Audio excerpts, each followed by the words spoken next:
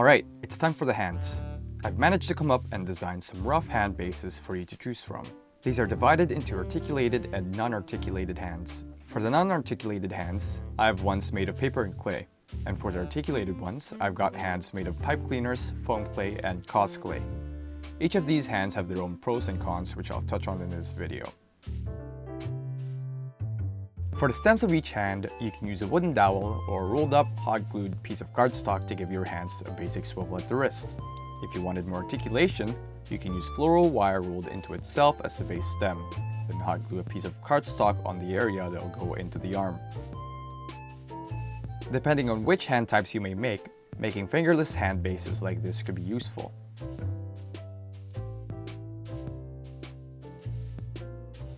This one uses hot glue and poster paper. Hot glue 4 pieces of paper to itself. Cut out long strips of paper that are the same thickness as what you'd want the fingers to be, and hot glue them onto the hand base.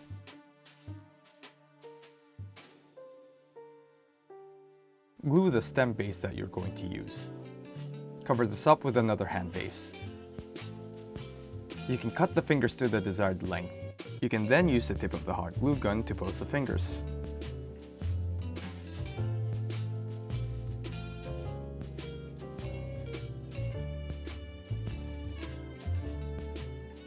This one uses paper, glue, and superglue.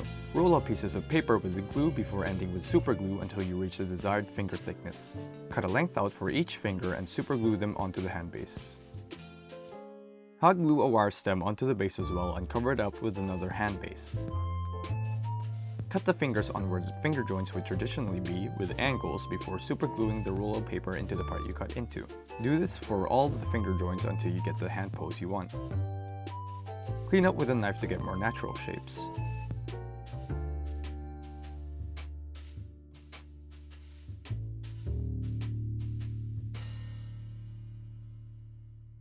For this one, you can use air dry clay, polymer clay, or in my case, epoxy sculpt to make this. Take your base stem and sculpt your hand into it.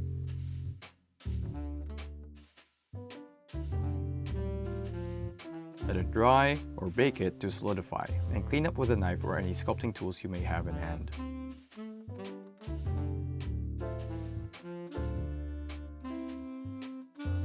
Take a pipe cleaner and a hot glue gun.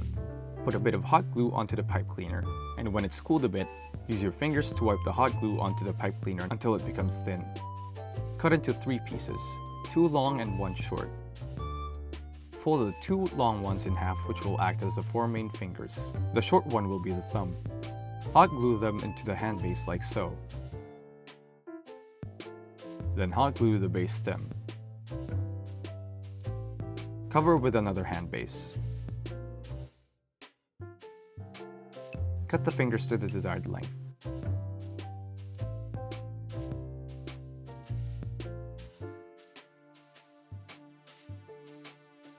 The next 2 require more expensive materials, but I believe they're the best materials for posable hands. You should also make this hand skeleton by tying several pieces of floral wire together and attaching your stem base. This is what we'll build the next 2 hands upon.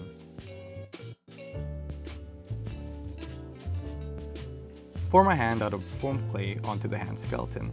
Leave to dry for a day.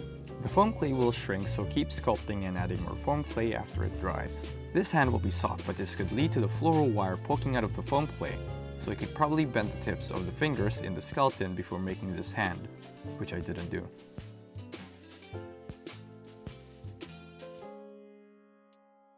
For cause clay, do the same thing and sculpt a hand onto the skeleton.